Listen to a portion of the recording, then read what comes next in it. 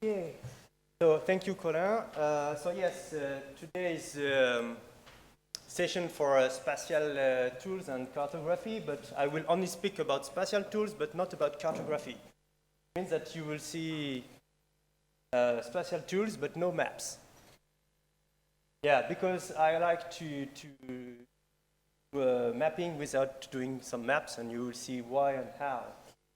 So yes, I'm working at ThinkR with Colin too. That's why he doesn't know my name. Don't worry.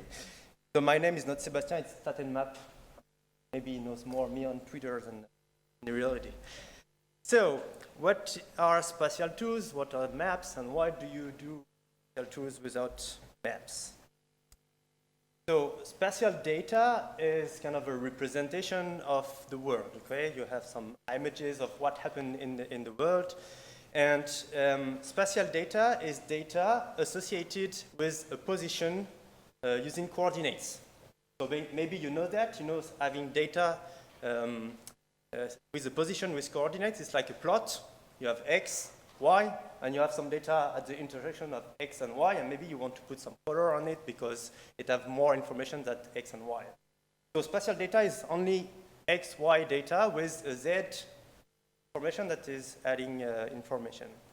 And it's good because, as everybody knows, Earth is flat, and we can represent Earth with only two dimensions, longitude and latitude. This is why we are able to draw these maps. Yes, we have one map in this.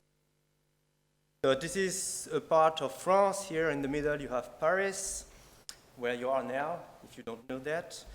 And we can represent the Earth with these two dimensions, so the longitude in x-axis and with the latitude in the y-axis. So how do we represent this spatial data except then with these plots? So when we do some spatial analysis, we have two kinds of data. We have what we call rasters, that are the grids, and what we call vectors. The vectors, we have points, lines, and polygons. So if you look at this little drawing, you have the real world below. You can represent the real world with these different grids. So here you have two examples of grids. One for each cell in the grid, you have one information, say what is below the grid. Okay. The second is the elevation, which is what is the altitude of what is the position, the altitude at each point over the grid. So these are raster data, and the other kind of data is vector data. For instance, the polygon, you can represent areas, parcels. You saw previously the department or regions, so these are polygons. You can represent lines, so the streets, the rivers can be represented by lines depending on where you are. And you can have also points where you represent specific small position. Just remember that a line is a point with a line in the middle, and the polygon is a line which is closed on itself. So basically, when you work with vectors, you only work with points, with lines in the middle or not. So we have these two kinds of data, rasters and vectors. And me, when I look at that, I have a big problem because I see rasters everywhere. And I hope you will also see rasters everywhere after this presentation. So what is a raster? An image is a raster. So when you take a picture, this resolution, it's a number of pixels in X, a number of pixels in Y, and then you have for each pixel a value which is the color of your image. So an image is a raster. Just don't know where to put it on Earth. Yes, of course, it's on Earth, but you don't have the position, except if you have a very linked with Google Maps, but we don't care about that. So an image is a raster, and the libraries that we used to use when you work with spatial data is GDAL. It allows to read the different kind of rasters that exist, the different formats, and it can read PNG images, it can read PEG images, so any kind of images that you can take with your photo, smartphone, or whatever. Does this mean that with the three packages in OR that are able, the more famous one that are able to read spatial data, raster spatial data, you have the raster package, We have the future of raster package, which is now written in C++, etc., only on GitHub now. And you probably heard also about stars, which is another way of presenting the raster data. These three packages that rely over GDAL are able to read this image data. So here you have a part of the code that is you can use to read RGB image, either with stack, with raster, either read PNG if you want to read with Terra. For now, it's just development one, so it's working. And with stars, with read stars, you can read also RGB image. And as soon as you read this data with these packages, it means that you have spatial data. Just coordinate reference system in which it is. But I personally do not care if the image was taken here or there. Okay, I just need to have. So why do I read these images with tools that are used for spatial data? This is the aim of my presentation. First, a matrix is a raster. You know, a matrix is also a column, rows, and you have some values in the middle. And recently, I work with a cell biologist, Dr. Rainer Fath. He's taking some images of a plant. Okay, so he can estimate the signal of calcium and abscisic acid in the roots of the plant. And he collected the data for a different time step. And basically, the data looks like this. This means that, so you have an image of the root, okay?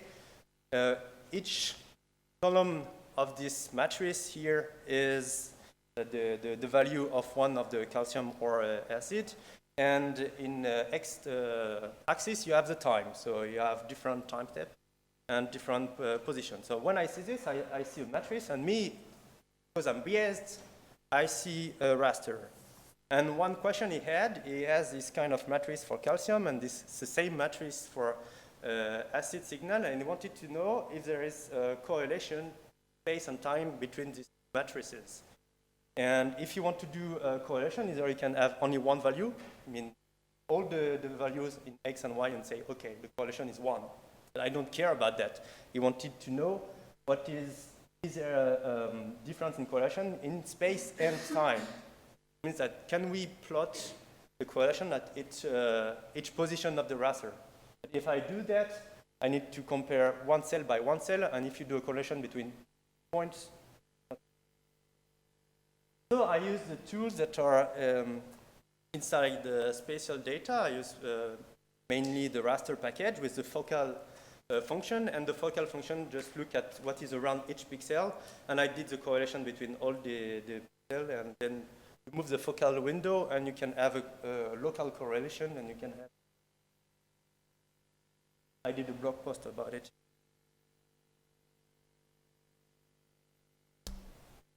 Microscopy images are also rasters. So I did the work with the bioimage data scientist, Dr. Marion Levaux. She's here. She's looking for a job in bioimage data analysis. So if you have any idea, you can come to us. She worked with the shoot apical meristem of the same plant that we see before, but it's not the root, but it's the top of the plant. And she took these nice images with a microscopy, and she delineated the different cells by hand with a software which is called Fiji. So you have an image, and over it you have polygons. Image, raster, polygons, data. Yes, we can do a match between the two. So I use a package which is called OR-Imagy ROI, which is able to extract the polygon that are done with Fiji and to read it in OR. I just forked it, be able to transform these polygons as a SF object, you know, this spatial data package in OR. And for each polygon, we wanted to know, can we see structure inside? So we put a compression on the plant. Yeah, we're not very kind with the plant. And after compression, you can see this microtubule structure, which is very different before and after. And when I see that, I see autocorrelation, spatial autocorrelation. So I wanted to have an index that is able to find this different structure, and I used the Moran. We speak about Moran just before. I use also Giri to calculate the spatial autocorrelation. And for each polygon, so for each cell of the plant, we have an index of the spatial autocorrelation. And then you can extract it in the spatial, with the raster and the spatial polygon, because every function to extraction from polygon to raster they already exist in spatial too. And at the end, we were able to find the differences. So we calculated a lot of indices, ones, and we were able to find the plants that react to this compression. But microscopy images are not the only one that are rasters. Image user annotation are also spatial data. So for this kind of work, I worked with a marine scientist, Dr. Marjolaine Matabos. She's working at Omer, and she's looking about what is very deep in the ocean, okay? So this picture was taken at about 1,700 meters in the ocean, and she took thousands of images below the ocean, and she wanted to identify each species on each images. So what she did, because she's a researcher, she has no time and she's lazy, she asked for the population to help her to find all these organisms. And you can participate too. I mean, the website is still open. It's a video game, so you can improve your level, you can be better at finding new species, and have I have also stickers about that. And so the annotation are three kind of annotation. We can do some points depending on species. Here you have this buccinid species that you point with a line, so to know the length of it. And you also have polygons, because you can identify the distribution of seaweeds, for instance. So I have images, I have points, I have lines, I have polygons. Everything is spatial data. I said everything is spatial. So what I have, I read the database and transformed the data into SF object again. And my challenge was to know, because we have different users, the next one, who identified species, I wanted to know if all the users saw the same species. And can users see every species? And I mean, in this image here, I represented one picture with the annotation of 4 different users. And you can see it a little, but here you have the user in blue that saw much more species than the others, okay? And here you have almost all users that saw this individual below this. So I needed to identify, do the individuals identified as the same by different users to say, okay, this one only by one user over 100, or maybe it doesn't exist. And this species, this individual is seen by 100% of users, so maybe it exists on the image. So I mixed Voronoi, I mixed rasterize the data just to be sure that all individuals are unique, because some individual can cross over there. And then I was able to, I developed a little algorithm to identify the individuals seen by the same users or by different users or not. And at the end, you have this kind of a result for each image. So, for instance, for each individual, you have 4 values. So it's 4 values for each user. So here, the first user saw this individual, the second user also sees, third user too, and the fourth too, and the number and the number of the polygon in the database. So we don't have to care about it. And for this one, for instance, only the first user sees this individual, but the second, third, and fourth don't see this individual. But after that, you can do some threshold just to be sure that individual exists, not in life, but So matrices are rasters, microscopy are rasters, image user annotation, the combination between raster and vector data. And then rasters are polygon. So this is kind of a confidential word that I'm not allowed to speak about, but I will speak about it. So it's the real work is based on I don't remember nothing about waffles. It's more electronic things, but I think about it. So I took an equivalent case for you to understand. Maybe everybody knows what is a waffle. Imagine the world's largest waffle.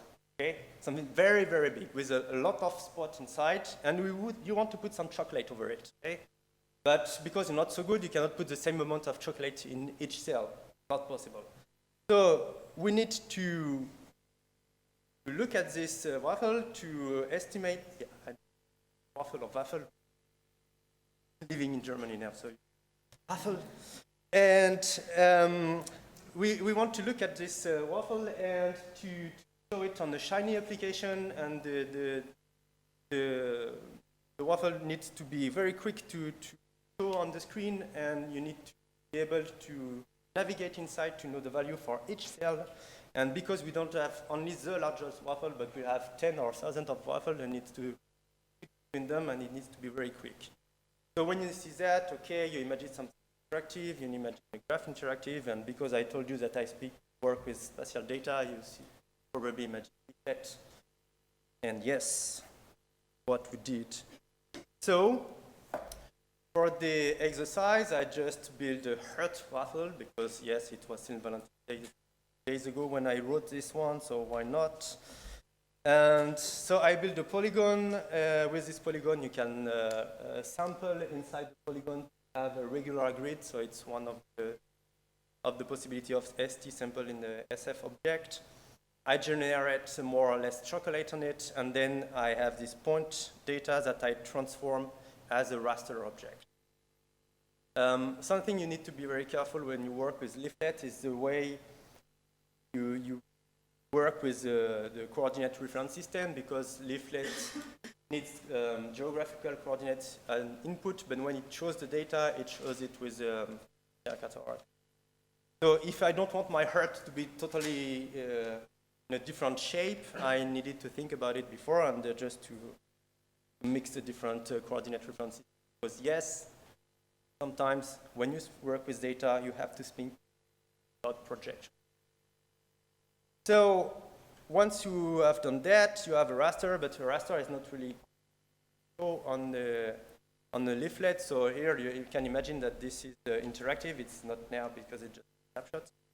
But we used the library which is called ThinkR now. It was previously called leaflet-glyphi, maybe if you heard about it. And we transformed the raster object as a polygon, because a raster is a series of squares, and a square is a polygon, you know? Take the four angles of the raster, you have polygons. So we transform the waffle as a series of polygons, so we have millions of polygons that just show on screen in half a second, thanks to this glyphi GS library that is available now with leaflet. I'm sorry, I don't think that there will be waffle at the break. You'll have to dream about it. And maybe you dream about waffles that are much nicer than the one I draw for you. So you have 2D images, but now you also have 3D images. And when I spoke about raster, I presented you the elevation. So the raster can be elevation data. And when I see again this apical meristem microscopy images, the fluorescence, I mean the green value is the fluorescence, and you can imagine that this fluorescence is the third dimension, is the elevation over the image. So what I did, I transformed these rasters as elevation data, so you can imagine each very light green areas are mountains, and you can have another representation of your data and explore this. Of course, now everybody knows Ray Shader. I mean, it's very popular on the Twitter and everything else, so I had to work and to play with that. But Ray Shader is using spatial data in a way, and it changes the coordinates of the plots that you are showing on the screen. It means that you cannot really overlay data directly if you had.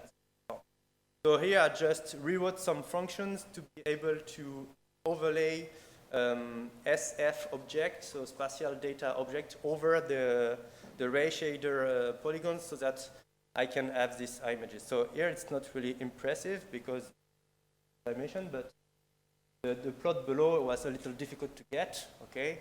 And maybe you can see it a little more when you do it in 3 dimensions, is that you can overlay SF object over Ray Shader if you know the good algorithm to transform your spatial data in the RGL 3D object. I will release the code.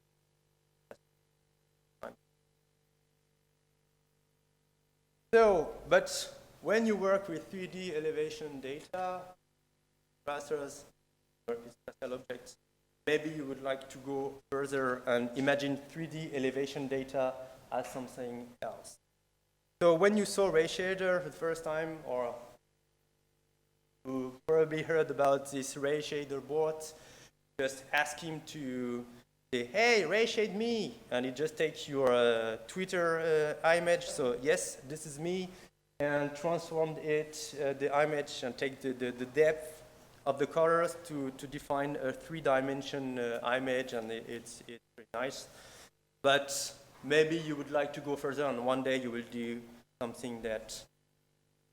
So if you work with real 3D data, so here I work with 3D mesh data. So again, it's data from the same plant, the top of the plant. Here it's apply mesh, so it's real 3D data, and I read it with the MGX2R package, so the package again, and it has a mesh of the data, but because I wanted to ray shade this, I projected in 2 dimensions to rebuild it in 3 dimensions. Yeah, I'm a little crazy, but you know, I like to play with that and ray shader play with. But maybe you would like to go further and try to build this kind of object with ray shader on.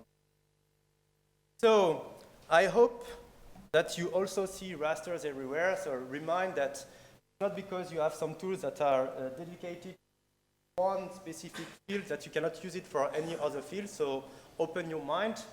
And I hope I open your mind with the spatial data. So remember, matrices are raster, images are rasters, image annotation are spatial polygons, rasters are polygon, 3D elevation data are rasters, are images, and mesh are also.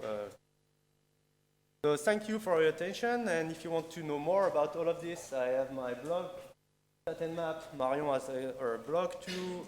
In ThinkR, who has the R task ThinkR, and probably will present this script on it. And if you want to participate in the project, you have the DeFi project that I recommend you to help to participate to science. The presentation is already available on GitHub, so you will